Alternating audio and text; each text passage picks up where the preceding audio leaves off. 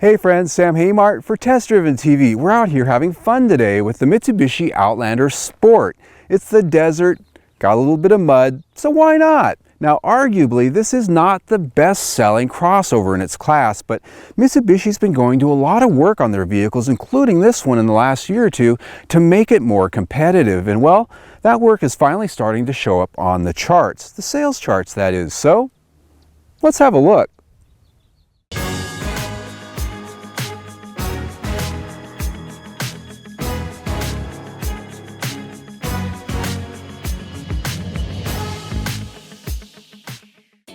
The Mitsubishi Outlander Sport received mild styling updates for this year, keeping its look contemporary and smart.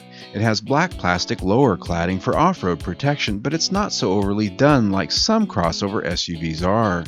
Our SE trim grade had handsome 18-inch alloy wheels, fog lights, and LED daytime running lights. A chrome grille surround and HID headlamps give a sophisticated and unique look for its class.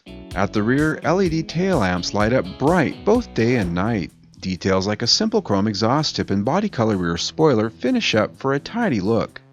The interior of our ES trim grade was well enhanced by the pricey touring package at $4,900. That brought leather seats and trim on both the steering wheel and shift lever. The front seats are heated and both power adjustable. Comfort up front was good, getting the seat and steering wheel adjusted right, pretty easy. Layout of the major controls was well done, everything almost where you'd expect it. A large panoramic sunroof was nice for letting in lots of light, but doesn't open up to let the air in. I found the design simple and down to business with piano black trims here and there to brighten things up. Ours had the top-end Rockford Fosgate audio navigation infotainment system, which was not only easy to use, but had a downright kicking sound. Rear seat passengers will enjoy more than adequate space with plenty of head and leg room. While the seatbacks don't offer recline adjustments like some competitors, there's a fold-down center armrest not all of them have. Those seats fold down in a 60-40 split, which expands the rear cargo area with a near-flat load floor. Folded down, you get up to 49.5 cubic feet. The Rockford Fosgate subwoofer does take up a little space when equipped, but well worth it. Now this is a crossover that's going to spend most of its time in the driveway, going to school, going to soccer games, grocery stores, and all those things. But it says four-wheel drive on the deck lid, so we got to get it a little bit muddy. Whee! Woo! I love that.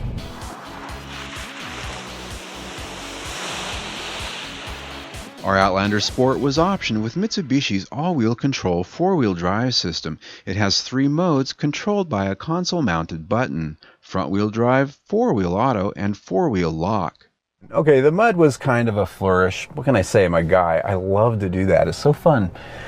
Seriously though, one thing I always like to do when I test these things is sort of put the four-wheel drive system to the test, because these crossovers all have varying degrees of traction control, stability control, and different ways they lock their systems. And so some offer really robust off-road traction, others don't.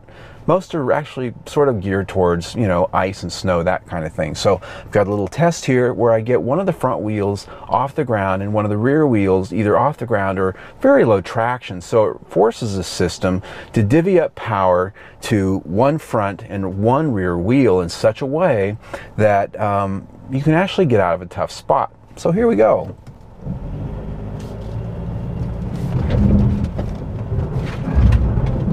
Okay, we're high centered. Okay, well, basically what happened there is I laid on the power just kind of easy once this thing got high centered, and the traction control sort of stopped the spinning on the 2 wheels that were free and pushed the power to those other wheels. So it didn't do too badly there. That test, by the way, was performed in four-wheel lock, in case you were wondering. While we didn't subject the Outlander Sport to our full battery of off-road tests, as it really wasn't meant for that, it maneuvered well in our mild off-road test area with its 8.5 inches of ground clearance. The Outlander Sport has a McPherson strut front suspension and a 5-link independent rear suspension, both with solid-mounted subframes. Flat cornering comes courtesy of anti-roll bars, both front and rear. One of the places I love to take a crossover vehicle like this out to is the desert washboard road, because even though it's not really true off-roading, it is a very good test of a vehicle like this to see how well put together the structure is and how well balanced the suspension tuning is for street versus off-road. And so every brand, every company has sort of their own way of approaching it. And so this is just a good way to ferret that out. Now, one thing I'm finding right here is that the stability control on this does let the tail slide out just a little bit before it comes in and gets you. But in terms of structure, it seems to be pretty solid. I'm not getting a lot of rattling in the suspension or the structure, the dash. But what I am getting is a little bit of a harsh ride out here, more so than some. And what that tells me is that the suspension really is tuned more towards street driving, which isn't a cardinal sin, but it is worth noting. The other thing I'm noticing is a little bit of torque steer too when this is in four-wheel drive auto, and that's because when it's in four-wheel drive auto, this is primarily a front-wheel drive vehicle, so all that power is going to the front wheels unless you lose traction in the back or the front, and at that point then it'll start divvying up the power. But you do get a lot of torque steer when you're driving the front wheels only, and that is a lot to do with the fact that we're in a crossover, high center of gravity, front wheel drive.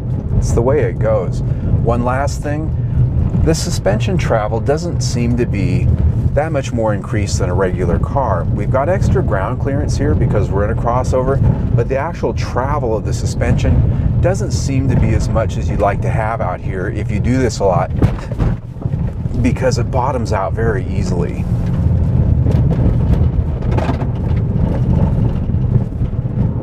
Back on the pavement, this does offer a pretty civilized ride. It's pretty quiet.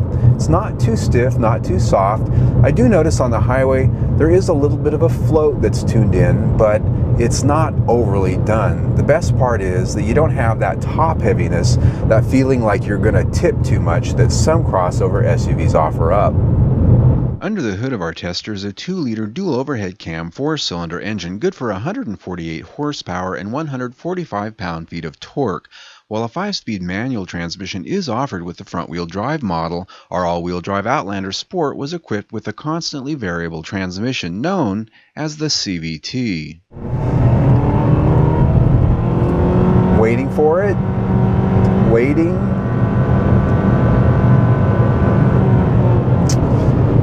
This is a CVT, and I'll be quite upfront and honest with you, I just don't like CVTs, so I'm not going to have a lot of glowing things to say about this transmission. Now, some brands out there manage to do a CVT in such a way that I go, oh, all right, I could live with that, but this one, I'm afraid it just isn't up to snuff. It has the worst personality traits you read about and you hear about with a CVT. It's got that rubber band feel to it. It never really gives you that sensation that it's really delivering power, and it sounds like a leaf blower when you really push it. Now, I will give it that it has shift points if you use these shift paddles, and if you really floor it, like passing for instance, it'll give you simulated shift points. So you get some sensation that you have something normal under the hood, but even when it does do that, it just feels creepy, and no, I don't know really how to explain it. It just has a weird lunging effect. It just isn't natural. So if you don't ever push your car hard, you probably won't be bothered by it. But that said, when it comes to power, this 2-liter engine is also a little bit on the weak side in my opinion. Now, the good news is you can option a larger and more powerful 2.4-liter engine here. So there are other options. The EPA rates our 2015 Mitsubishi Outlander Sport as tested at 24 mpg city, 30 mpg highway, and 27 mpg combined. In our testing, however, we only achieved 24 mpg combined with a 50-50 balance of city and highway driving. Where the Outlander Sport does impress is safety. It's one of the few in its class to earn a top safety pick honor from the IIHS, as it achieved good ratings in their battery of tests and an acceptable rating in the small overlap front crash test.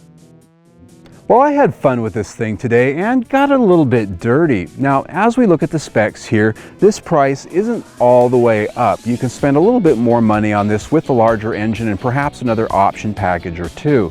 Fuel economy? Not quite as good as I might have liked here. Certainly didn't match up to what the EPA sticker promised. That said, as we look at the stars here, we talked about the areas where we didn't quite measure up all the way out. We're talking about the powertrain. Not a big fan of the CVT in general, and this one isn't one of the best on the market. Also, the chassis. Pretty nice on the pavement, but when you get it on the rougher roads, it really starts wearing a little bit thin. But overall, we're at 4 stars for the week. Not bad. I'm Sam Haymart for Test Driven TV.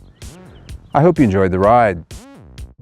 You know, if you like what you saw here today, click on the link and subscribe to our YouTube channel because we do this all the time. We do. Come back and see us.